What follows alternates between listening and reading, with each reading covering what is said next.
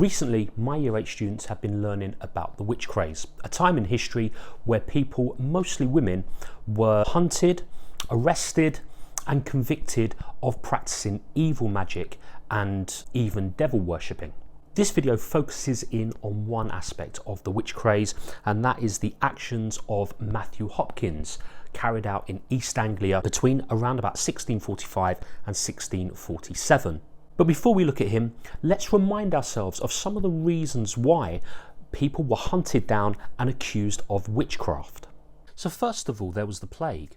There have been many pandemics that swept through Europe in the 1600s. This terrified people as many lost loved ones and people in their villages due to the illness. Without real scientific knowledge of what caused people to get ill, many people started to blame evil magic. There were also religious developments across Europe. Many had strict religious beliefs. There had been religious wars between Protestants and Catholics, both wanting to blame each other for the evil magic that made the world full of disease and war. Many witch hunts were carried out by Puritans who were the strict Protestants, like Matthew Hopkins. There was also the weather. Storms were seen as being caused by evil magic or the work of the devil. Bad weather led to poor harvests, which meant that crops would not grow properly, leading to a shortage of food and many people starving to death.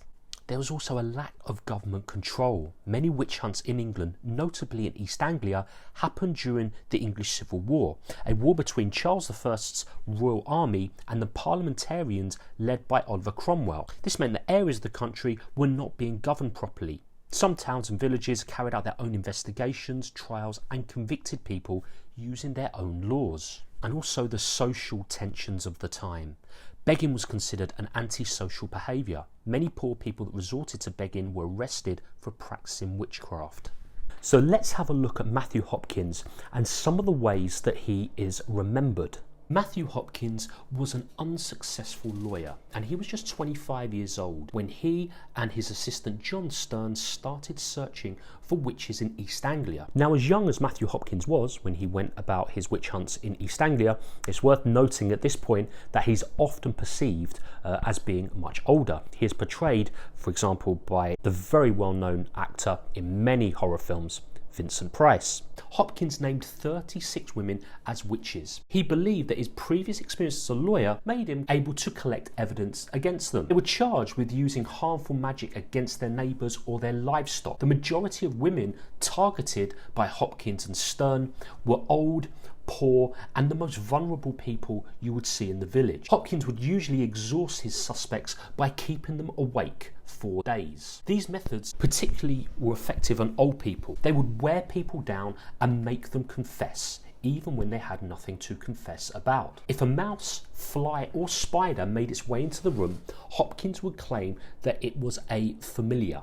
Now that was a creature created by the devil to do the witch's bidding. Any scar, boil or spot was regarded as proof of the devil's mark. However, these were very common in those times due to people having a poor diet and suffering from various illnesses. The mark of Satan is upon them. Give us a hand here, come on! They must hang. Now, I've already mentioned one of Hopkins' motives for going on the witch hunt was the fact that he was from a Puritan background. This meant that he was a pure Protestant and he was very much influenced by religion. But there was something else that quite clearly motivated Matthew Hopkins when going on these witch hunts. Here you are, 12 guineas in silver. To be spent in the service of our Lord, Magistrate. We must thank you for your good work, Master Witchfinder. Thank you, Magistrate, for your aid. Remember, John Stern, you ride with me only because you help me in my work. You call it work? The Lord's work, a noble thing. And a profitable one, the good Lord paying in silver for every hanging. Matthew Hopkins was paid lots of money for these witch hunts. He would sometimes be called into a town or village where there were suspected witches. He would be paid vast sums of money to carry out these investigations and also have his travel paid for him as well. Now, I visited a lot of the locations used in the famous film The Witchfinder General. All is ready, Master Hopkins? Aye. Proceed with the executions, then.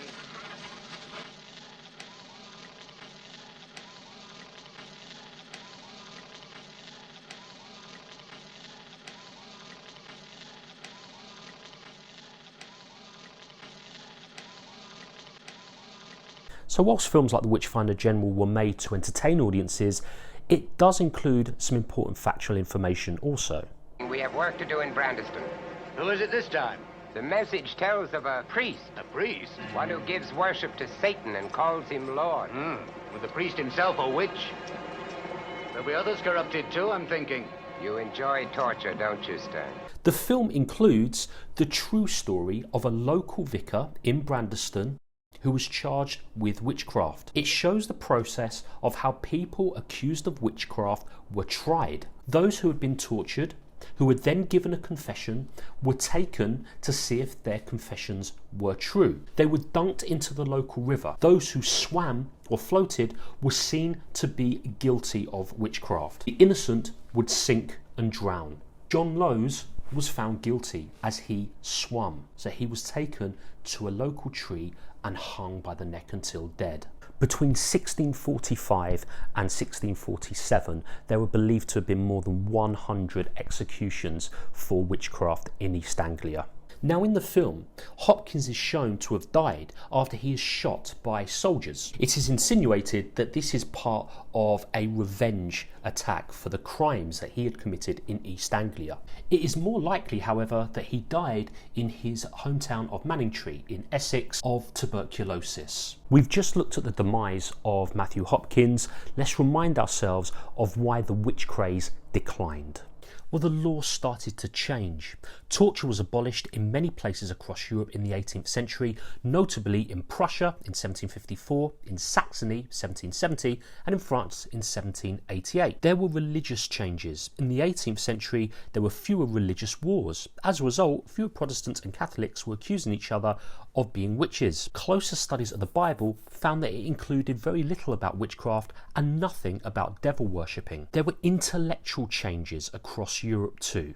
The scientific revolution led to people having a better understanding of medicine and the causes of illness. Therefore, people believed less about demons and witches causing illness. And the social and economic developments. Problems of inflation became less and many people saw their wages increase. With less war and fewer cases of the plague, people were less likely to blame each other for their problems. Hope you found this video interesting and helpful. If so, please give it a like, please subscribe, please leave a kind comment, and I hope to make another video soon.